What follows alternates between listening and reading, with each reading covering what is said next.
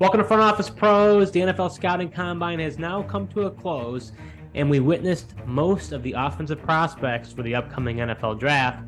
And you NFL fans and dynasty owners may be wondering which offensive prospects increased or decreased their draft stock. With me is Dustin Ludke, who was at the Scouting Combine in Indianapolis to give us his unique perspective. Before I get started, I am asking you to write in the comments which quarterback prospect do you think increased or decreased their stock the most for the 2023 NFL Draft. Hike! All right, so the first player we need to talk about put on a clinic at the Combine, and his performance was regarded as one of the best all time. That player was none other than the quarterback out of the University of Florida, quarterback Anthony Richardson.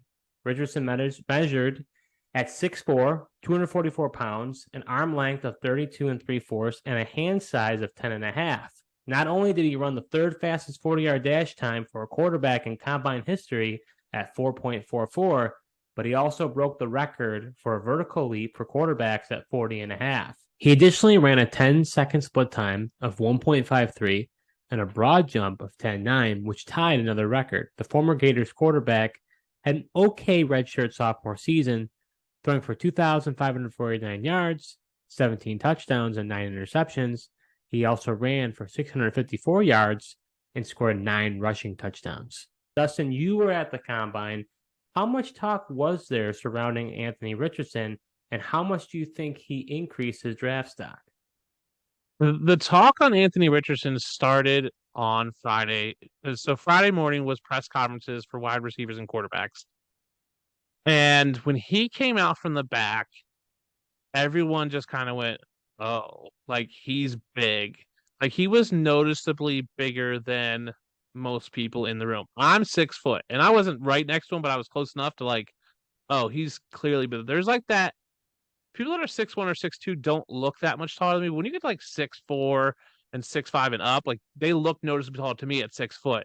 I was with another guy, Dave Dynasty Dork, on Twitter. He's like 5'6", and he was like, "Oh my gosh, this man's massive." Like he looked like a tight end when he came out. When the tight ends came out later, it was like, "Oh, they're Anthony Richardson size." So it started Friday, and then we got to them working out on Saturday, and we, saw the measurements come in.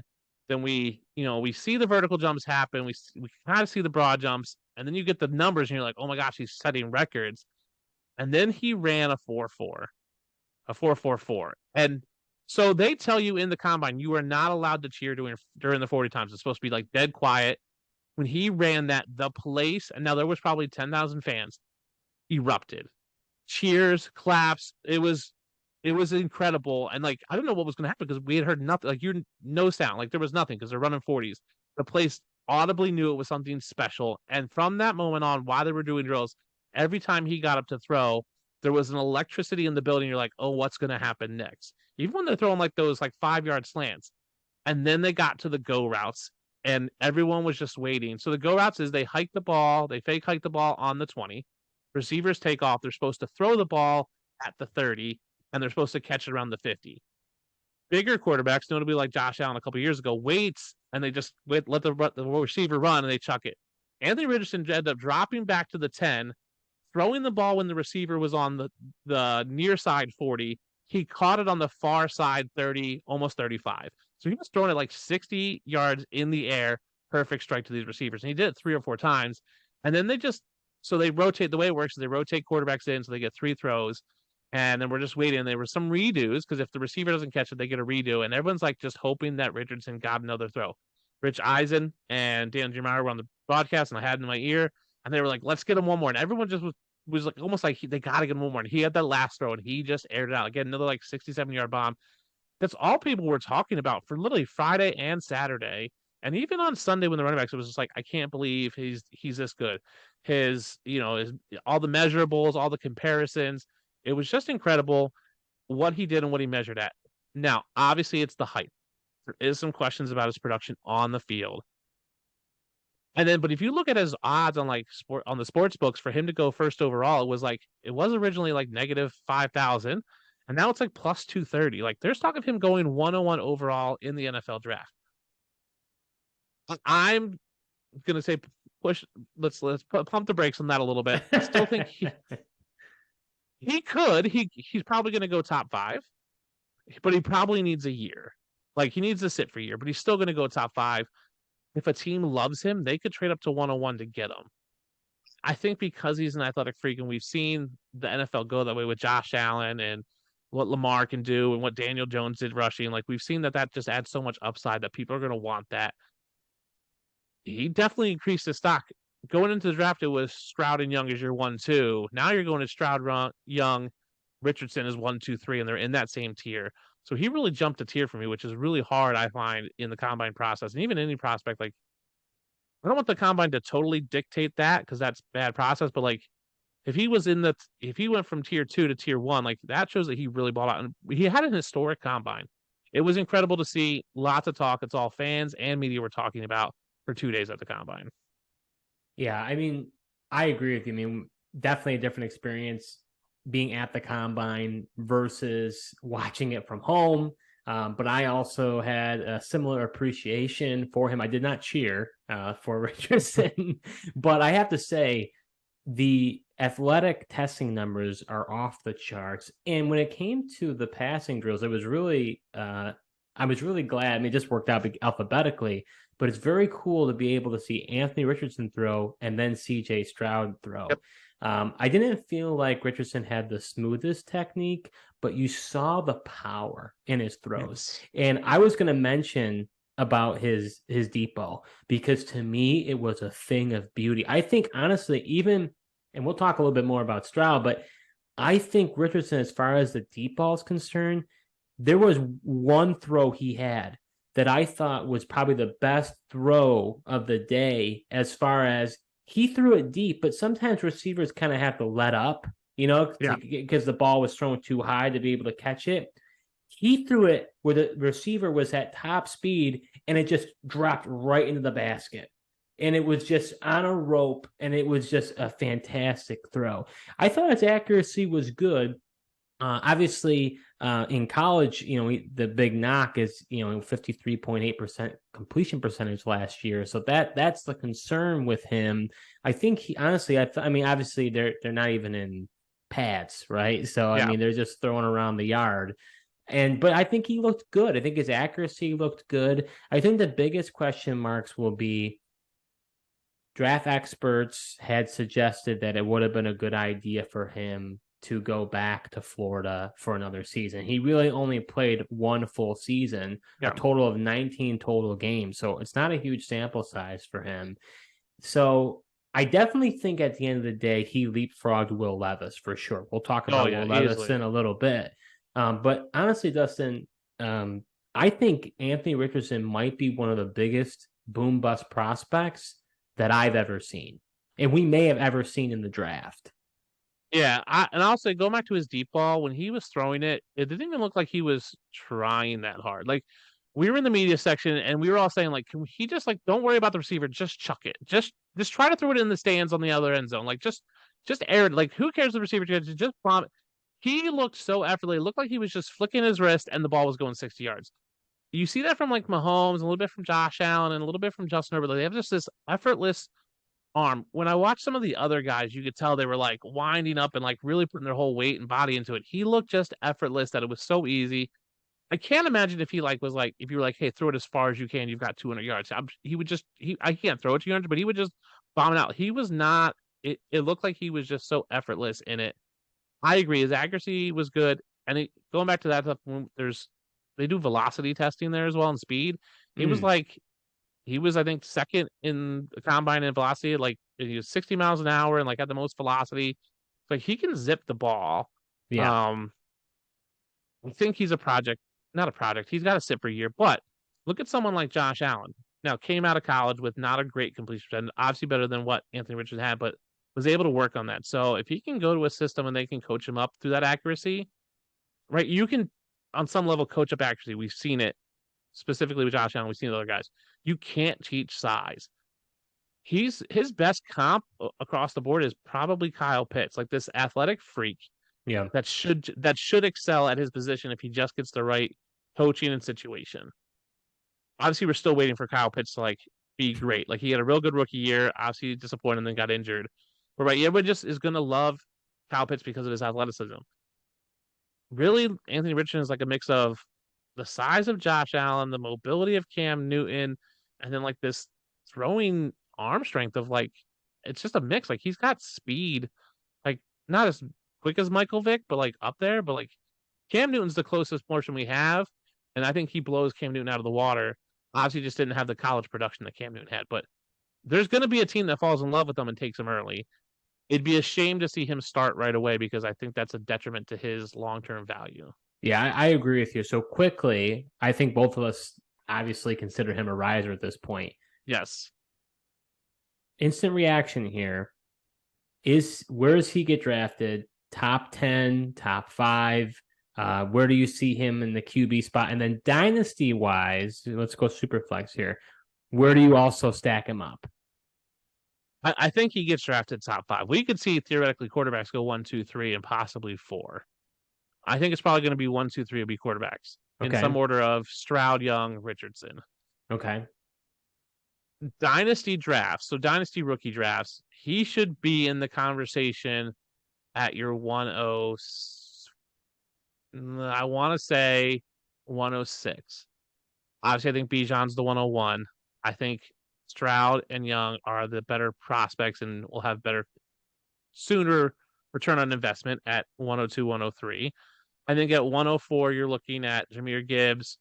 105, you're probably looking at JSN. And then 106, you can really talk about Anthony Richardson and some of the other wide receivers. So, but I wouldn't fault anybody if they took them at 104 if you need a quarterback in Superflex. Like, personally, I have a league where I have the 101, and I'm trying to trade out because I have Dameon Pierce, I have Javonte Williams, I have Tyler Algier, I have AJ Dillon.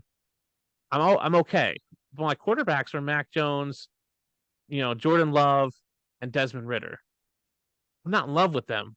I would love to be able to get a Stroud or Young. So if I could trade back to 104 from the 101 and pick up 104 and maybe a 112 or something, I don't think you can go wrong. So I wouldn't fault anybody I think it'd be a mistake to take him above Young and Stroud, but I think 104 through 107 is where he'll go in your rookie startup draft, in your rookie dynasty drafts. Yeah, for Superflex. I would agree with you. I think he right now is definitely in the top 10, possibly top 5.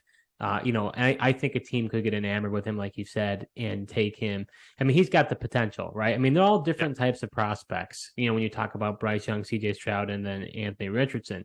From a dynasty perspective, man, Superflex, I'm kind of like 1A, 1B for Bryce Young and now Richardson. And then I would say CJ Stroud's after that for me. So I like the gamble, and to me it's like, you know what, even if I lose out, I could be getting, if I win, could be getting like a Josh Allen type of player. So going over to the next player we're going to be talking about is quarterback who's pushing the number 1 quarterback drafted for this class is the former Ohio State Buckeye quarterback CJ Stroud. CJ Stroud, he measured at 6'3", 214 pounds with 32.58 arm length and a 10-inch hand size. Stroud elected to not do any of the drills other than the passing ones.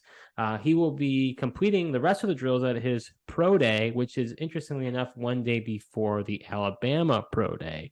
In 2022, the redshirt sophomore threw for 3,688 yards, 41 touchdowns and 6 interceptions. He also rushed for 108 yards and 0 touchdowns in the Big Ten. Dustin, at the combine, what did you think of Stroud's performance in the passing drills, and do you think he increased or decreased his draft stock? So going into the draft, I had Stroud as my top quarterback. I liked him better than Bryce Young. Going into Saturday before they worked out, it was like, oh, Stroud is falling, and not because he did anything wrong, just because Richardson was already at that point taking over him.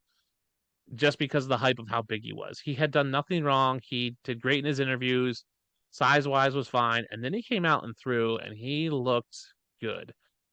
The deep ball, when they were doing those go routes, which is like a fan favorite, and it was right in front of us in the media section, he had probably the second best, if not the best, deep balls there. And all of his passes were on target, were in the right spots for like leading the receivers. He looked good. like real good. I'll say this: seeing him stand next to Richardson while they're waiting for their turns, I liken it back to the photos of Josh Allen standing next to Joe Burrow during all the Damar Hamlin stuff.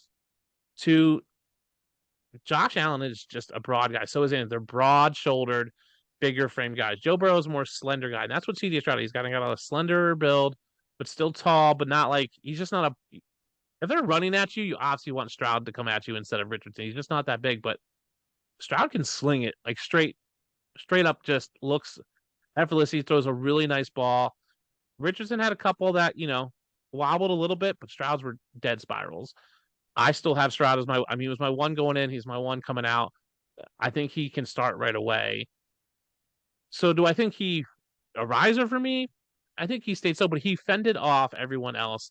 And I think people who had questions and had Young first might be reconsidering him and putting Stroud one. So I think it's a slight riser. There's not a whole lot of room for him to move up from 1B, but I think he might be 1A now. Yeah, I would say I was very impressed on his technique and ball placement. He definitely was the most accurate quarterback that threw at the combine, 100%. He doesn't, to me, it's so interesting because you think about the different profile of quarterbacks. He doesn't, in my mind, have that power or velocity that Richardson has, but that accuracy. I mean, I think there was one pass that he didn't connect on that he kind of misfired. Other than that, I mean, some difficult routes, the out routes, where you want to go right here to the receiver, it was just right on the money. So I think CJ Stroud, I was really impressed with what he did. And like you said, he threw a great deep ball. I'll be curious to see. Obviously, he didn't run the 40-yard dash time. I'll be really curious to find out what that time is when he runs in his pro day. And the reason why is because I want to know whether or not he has that mobility and escapability in the pocket. Because we did see some of that in that Georgia semifinal game, which honestly some would say was the best tape that he ever had, because that Georgia defense is like, there's NFL prospects coming out the wazoo, right? So I'm really curious to see that happen, because my one concern, Stroud is a great prospect, but to me, he feels like vanilla. Like Richardson is the splash, and then we're going to be talking about Bryce Young in a little bit. We didn't see him throw, but it's like some of the throws that Bryce Young make are just like Russell Wilson moon balls. Like they're just magic. So that's the rub I have. But that's the thing. What you're talking about, though, it's like Stroud fended off other quarterbacks. He looked great. There's nothing you really can knock him on, but it's these other quarterbacks that you're hearing the chatter about. And that's right. He wowed us in his throws, but like up until that point, it was so much other noise at the combine, especially being there, that everybody just kind of like, oh yeah, CJ Stroud's really good. Like we just almost like forgot about it because we're talking about Anthony Richardson, we're talking about Bryce Young's height, we're talking about Bryce Young's shoes, we're talking about all these other things, and we just forgot that Stroud existed almost. And then he came out and threw you like, right, he didn't run the 40, so we're at that point we're talking about Anthony Richardson's 40 time. We're talking about some of these other quarterbacks 40 times, and then Stroud starts to throw, and you're like, oh yeah, this guy was really good in college, and you're like, oh yeah, I remember him. He was really good. It's just, and I think he's a complete player, and he can start right away. So landing spot's going to matter. If he goes to a team that gets to let him sit for a year, that's not a bad thing. But right, if he goes to Carolina, like Frank Reich's going to do great developing him. If he goes to Houston, depends on what Houston has around him, right? Like there's talk that Houston could get him and JSN and like reunite that duo, and that'd be great. So we'll see. Fun tidbit from the combine: when the offensive lineman ran, the Ohio State offensive lineman ran, and that was the first 40 time by any Ohio State player at the combine. So like the first group on Sunday was the first time an Ohio State player had ran a 40 time, because none of them had ran before then. That's really interesting. Yeah, fun tidbit. Yeah, the other thing I end up having difficulty with, I don't know if you ever think about this too, but especially from I guess both NFL and fantasy standpoint, but it's like Ohio State quarterbacks really haven't fared well in the NFL. And that to me is, and there are people that break that mold, but to me, you can't really say Alabama quarterbacks have done all that well either. And Florida quarterbacks. I mean, yeah, you had Cam Newton who was there but transferred to Auburn. So maybe that's not a realistic thing to look at. I just think at the end of the day, Stroud, he checks most of the boxes. He's a prototypical size. He's got a great accurate throw. He's got a good deep ball. There's no real big knocks outside maybe the mobility. So to me, I don't think he's going to go number one. I think he's going to go probably in the top 5. That's my guess. And then Dynasty, I could see him, in super flex leagues. I could see him. I don't know. I see him being the third guy. I don't know. I just think that he's the vanilla to the, fancy flavors of other quarterbacks. He is. And I will say, so I'm a Michigan fan, so go blue, hate the Buckeyes. And some people say like you can't judge one quarterback from a college because of different systems, but we're real quick to go, oh, Iowa's tight end you because of Kittle, Hopkinson, and now they have a guy in the draft. So like we're real quick to do it when it works out, but we're not good to it's not okay to say when it doesn't work out. It's mixed. It's the same process, just mixed bag, right? Because your one right. confirms it and what. But he looks like the best Ohio State quarterback that I've seen come out of there in a long time, right? Like they just haven't had one. I mean, other than when Joe Burrow was there for a year, he's the best one I've seen, like for Ohio State. So we'll see what happens. And I agree. I think he's the vanilla flavor. He's the vanilla of the bunch. He'll be a vanilla guy. He's Justin Herbert, right? We all know Justin Herbert good, but you'd rather have Mahomes because he makes all these fancy plays. You'd rather have Josh Allen because he's this big runner. But right, if you get Justin Herbert, you're still happy with him because he's still really good. He just might not. He's not going to be in their highlight reels. He's not going to be in these primetime games because the offense isn't explosive. Justin Herbert threw for like 4,000 yards and had like the lowest air yards. He was just dinking dunking all season, but racked up a ton of yards. So it is vanilla, and people, especially dynasty and fantasy players, want that big splash and the guy they go, oh my gosh, look at this highlight play. Let's get a guy who produces, and C.J. Stroud's going to produce. All right, so next quarterback we're going to be talking about who didn't participate in any of the drills at the combine, but was under much speculation based on his size, is quarterback Bryce Young. Bryce Young, who's regarded by most as a top quarterback prospect in this class, measured at 5'10", 204 pounds with 30.5 arm length and 9 3/4 hand size. Bryce Young will look to do all the drills at Alabama's Pro Day on March 23rd, and in his junior season, the former Heisman Trophy winner threw for 3,328 yards, 32 touchdowns, and 5 interceptions. He also ran for 185 yards and scored 4 rushing touchdowns in the SEC. Dustin, I'm curious, you were at the combine. How much talk was there surrounding Bryce Young's size, and how much do you think it affected his draft stock? I will say there was a lot of talk, both on both sides. You could tell certain media people like wanted to jump on that bandwagon of like, oh my gosh, he's 6 foot, he's short, whatever it is. There was that picture that floating around. So what happened is the head of media for the NFL took a picture from behind the podium and basically said, hey, look at all these people here to see Bryce Young at the podium. What happened is that photo got cropped down to just from the waist down of Bryce Young, and he showed his shoes, and it looked like they were like 2-inch heels. The problem is like those shoes are the no bull sneakers that they gave to every prospect, and a lot of them were wearing them. Some were just wearing flip flops because they just came out of medicals. They're really not. I looked at them on because they had them on sale there. I looked at them. They really aren't like a lift. They're just just looks like a chunky heel, but it's a normal sneaker. People want to make the memes and joke about it, but let's face it. If you talk to experienced scouts and people who have been around for a long time, they will tell you the same thing. He's been this height for a long time. He's been throwing behind 6'6" linemen all through college. Nothing of that's going to change in the NFL. Yes, is he going to have some balls batted down? Yes, but he succeeded in college throwing behind big guys and with big guys coming at him at his height. It's not like all of a sudden he was 6'4" and now is not, and how he's 5'10". Like he's always been 5'10". He's always had that hand size. He's always weighed this much for the past probably 4 years, and he's always been thrown behind pro style guys at Alabama with pro layers coming at him in college. He's won and he's done well. System's going to matter, right? Because he's not going to be able to throw a lot of balls over the middle, like short middle, like so short slants, because he just can't get, there's not enough room. Like that height matters there. I'm surprised he didn't do anything at the combine. he should have done something. He did great in his interviews. People really were enamored by him. Seemed likable. Do something. Like, just go do something. Show us something, right? Because at this part of the draft, like, I get it, scouts matter and the media doesn't, but like, you want your name in the media for positive things. We'll see what he does at his pro day, but if you had him at 1, you probably still have him at 1 because there was a reason why you had him at 1. I had him at 2. I still have him at 2, but the gap between 2 and 3 got a lot closer for me. Yeah, I feel similar to you in that.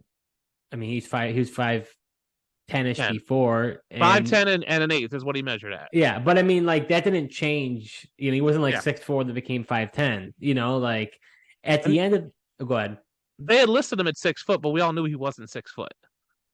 Right? Like, that's what Alabama listed him, but it wasn't like he was 6 foot playing for Alabama, so he was like, oh yeah, now he's shorter. No, he's been 5'10" and an eighth his whole adult-ish life. So let me list a few quarterbacks out there. So obviously the former number 1 overall pick, Kyler Murray, at 5'10", 207 with 9.5 hands. Russell Wilson was 5'11", 204 with 10.25 hands. So two guys similar. To me, you can't really compare him to Kyler Murray because Kyler Murray is a scrambler, and it's just not the same type of play.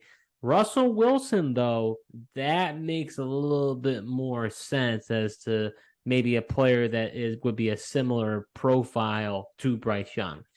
I would say I haven't changed my mindset on Bryce Young, but I wouldn't be surprised if there are some people that say Bryce Young is now the 3rd quarterback in my mind. Because I can see Anthony Richardson leapfrogging because of his dynamo performance. And then you have CJ Stroud, who's more of the safe, prototypical size quarterback. Now, if Bryce Young was 6'3" and a similar weight to CJ Stroud, you're talking about a Andrew Luck, Trevor Lawrence, Joe Burrow caliber of prospect that people would be fawning over, and he'd be the number 1 pick, hands down. To me, he's battle tested. He's played in the SEC. It wasn't like he was in the Mountain West, right? So it's like he's dealing with a lot of NFL type of prospects, especially on the defensive side. So to me, I'm not concerned about Bryce Young, but I do think there will be some people that I could see him being put at 3rd, and I could even see him sliding in the draft because those other two, one is the ultimate ceiling, the other one is the safe prototypical guy. Yeah, my fear for Bryce Young is that come his pro day, he's going to go out in there and go, oh man, I need to put up something that's spectacular. It really all he has to do his pro day is just be average, and he's still going to be the 101. My fear is that he's going to go out and try to do something crazy and fail at it, and then people will like, oh my gosh, he missed this deep ball, or he couldn't do everything we thought, and like, if he's below average at his pro day, he'll start sliding because people go, well, he's short, and now he didn't perform as well as we wanted in pro day / which is now his combine. I hope that he has a good team around him and good coaches that says, hey, let's just go out and do the basics. Like, let's show that you can run, make these passes. We don't need you to throw it. I don't need you to be Anthony Richardson and throw it 60 yards down the field. He doesn't need to do that. There's just no reason for it. Make one pass that's 40 yards and people will be happy. Like, we don't need craziness. I'm worried that he might want to do craziness. Now, he was out there on the field for both sets of quarterback wide receivers. So there was 2 groups that ran. He was out there for both ones, like his group and the previous group. He was just out there just hanging out with the guys. So they all seem to get along. Like, I don't think there's this big competitiveness up between them. He was just chilling, and I would have loved to seen him do something, but he didn't. And for whatever reason, he didn't, and it is what it is. I still think he's 101, and he's going to be fine. But at the end of the day, I think you and I would classify him as a faller, if anything. Yeah, I mean, in my mind, nothing about him changed as other guys I think might have leaped. Like, I had him as 2. I think the gap between 2 and 3 is smaller now, but that's because 3 jumped up. I don't think 2 fell down. So if I was saying Stroud's 100 and Young's 98, I had Will Levis at 80. Well, now I have Anthony Richardson at 95, right? Like, it's just that gap has gotten smaller. He fell a little bit just because he didn't do anything. No news is not good news in this case. Like, you want to have people talking about you. Right. Yeah, I totally agree. So the next player we're going to be talking about is quarterback from the University of Kentucky, quarterback Will Levis. Will Levis is the other quarterback that is getting first round buzz, but only participated in the throwing drills at the combine. He measured at 6'4", 229 pounds with a 32 arm length and a 10.5/8 hand size. Will Levis will run the other drills at his pro day on March 24th, which happens to be after Alabama's pro day. He'll go Ohio State, then Alabama, then Kentucky.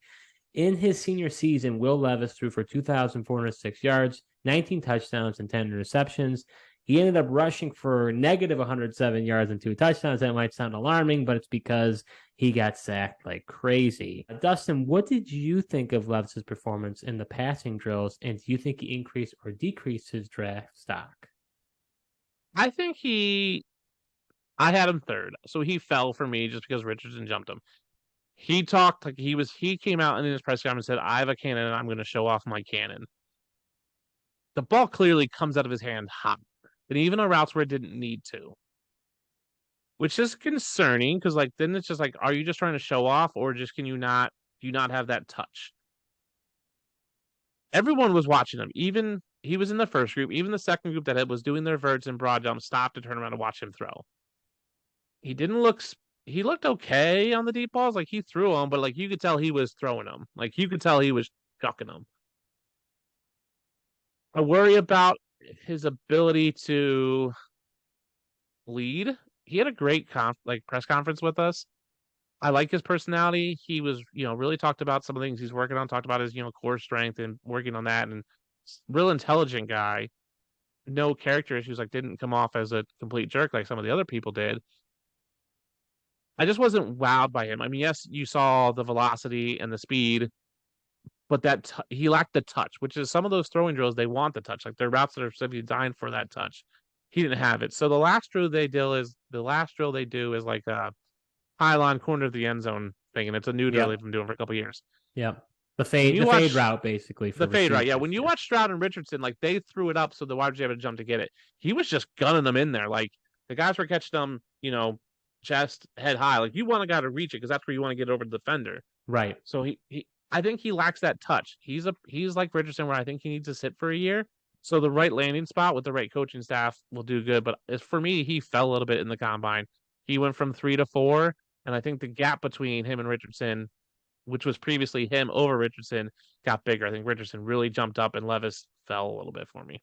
Yeah, I agree with you wholeheartedly. So I definitely think that Will Levis is a faller for sure. I think the positives, I agree with you. The velocity of those throws jumped out, but the thing was, it wasn't as noticeable as Anthony Richardson, right? Like yes. It's like he's always second, right? Like, oh, he looked good, but he didn't look as good as Anthony Richardson. Yeah. And he's trying to, in my mind, again, not the same profile player, but he's trying to come across as this kind of uber athletic player, maybe more gritty, powerful versus, Anthony Richardson has more finesse, but also has that power. I was quite interested. Daniel Jeremiah was talking about how he was closed off on the left side. You saw it when he was throwing to his left. As I'm hitting the mic as I go to my left, he was having some issues there. I think the question will be, to me, his inaccuracy showed more than Richardson's. I think the question is, do you throw out the tape from last season? He was sacked 37 times. And that's a huge amount of times. And that was the second most of all the combine quarterbacks. And he had some turnovers. That was a big concern, but he was dealing with so many injuries. To me, Will Levis, I already had my concerns, and it kind of validated my concerns with him. So I definitely think that he's a faller. And at this point, even in a Superflex league, I'm not considering him until maybe the back end of the first round, possibly beginning of the second. I think right now there's 3 dynasty first round quarterbacks in my mind, and that's CJ Stroud, Bryce Young, and Anthony Richardson. Will Levis, I think, is out of that conversation. I agree. I think, you're looking at Bijan, for me, Stroud, Young, Richardson, JSN, and then it's like, got a couple of running backs, a couple of wide receivers. I agree. 111, 112. Sure, you maybe take a flyer if he gets a good spot. Like if he again, Carolina, I think is the best landing spot for a quarterback to need to develop. Right, Frank Reich does a great job with that. Sure, maybe I take him at 111, but really, I would love to get him in a 12 team super flex. If I have the 111, I might see if I can wait till 202, right, and take a wide receiver there. So I wouldn't fault anybody for taking him. If you're in a 10 team league, I'm taking him at 201 or 202. I'm not taking him at 109, 110. I think I'd rather have a receiver. Obviously, roster construction matters. It's just going Sure. to be like where he lands. If he lands in a bad spot where he has to start, I'm not happy about that because I think he needs time to develop. He's got a weird build too. His thighs are massive. Like Saquon Barkley, like AJ Dillon, massive like thighs. But his abdominal regions, like he's built like a straight up hourglass. He's got these big broad shoulders and he like really narrows in, then he really wides out the thighs. It's a really weird looking build when he doesn't have pads on. So he had talked about building up that core strength. So I don't know what it is. Like obviously you don't want to like put on love handles or anything, but like he could bulk up a little bit in that midsection, add some muscle, which he talked about working on. And he talked about some strains there and wasn't able to do as much there. So he did talk about that, but he looked good, but again, I worry about the touch. I worry about the turnovers. I think he needs time to learn and adjust. So we'll see where he lands, but I definitely think he's a faller for me. So those were the top four quarterbacks that we talked about. The other one that's kind of in the conversation was Hendon Hooker, but because he's recovering from an ACL injury, wasn't worth talking about. So before we close this out for the quarterback portion, I want to talk about one other player, and that's Stetson Bennett. You were a big fan of his. Let's talk about that briefly. What did you see from Stetson Bennett? Best deep ball out of the group. Better than Stroud, better than Richardson. He balled out. Oh, I disagree. His balls were so pretty. Now, effort, right? We talk about Richardson having effortless throws. He was chucking them, and you could tell, but like they looked good. The issue with Stetson Bennett was his press conference for me. I don't want to use bad language, but the dude was didn't come across as contrite, didn't come across as humble. I think he, when talked about his legal issues, like gave the pat and like, oh yeah, I messed up, but then had a noticeable eye roll. And like everyone was talking about like, oh, this dude like character doesn't match. If you give Stetson Bennett the character and personality of Will Levis, he's a top 5 pick. But because he has these character issues and this pending legal stuff, I think he falls. I would take him end of the second, third round, depending on where he goes. Now he could Easily go end of the first in the NFL draft. No, he could go no. I disagree entirely. Yeah. Like he's won 2 national championships. He could go there or he could go undrafted. Like it's a wide range of possibilities. I wouldn't be shocked if a team moved up to get him to get that 5th-year option at the end of the first. He needs to sit. He needs to mature. He needs to become a leader and become a better teammate and a better person. So that's why I'm not taking him in dynasty drafts, but he definitely looked real good throwing the ball. When he threw the ball, you're like, oh, I can see now why he won national champs because he throws a really beautiful ball. Wow, that's so interesting. You and I are on. We are diametrically opposed on this. I'm telling you, being there, everyone was saying it. Everyone was just like, wait, who threw that? Oh, that was Stetson Bennett. Oh, here comes another one. It was just, you're watching and going, oh man, those are nice passes. See, to me, I felt like his ball placement could have been a lot better. I felt like the ball looked flat when it was coming out. To me, I don't know. He honestly, he might be completely off my board. The size, which I know someone would say, well, you don't care about the size of Bryce Young. It's different. I mean, he's got the attitude issues. He's got a chip on his shoulder. He's a former walk-on. So, I don't know. To me, with the public intoxication, I see him maybe getting drafted in like, maybe he's a day 2 pick. I think I wouldn't be surprised if he gets drafted in the 4th round. But at the end of the day, I will find out, but I did not see what you saw with Stetson Bennett. So that does it for us for the quarterbacks. Hopefully you found this helpful. We went through I think the quarterbacks that most likely will enter in the 1st round with Bryce Young, CJ Stroud, Anthony Richardson, and Will Levis with an extra Stetson Bennett for Dustin. That was our Combine Riders and Followers, the quarterback edition. We will be releasing wide receivers and tight ends, including running back Combine videos today as well, so be on the lookout for that.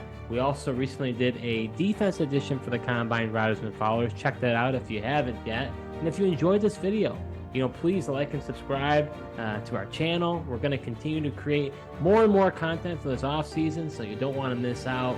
Also, if you prefer to listen, we are now also on Apple and Spotify, so go ahead and add us there as well.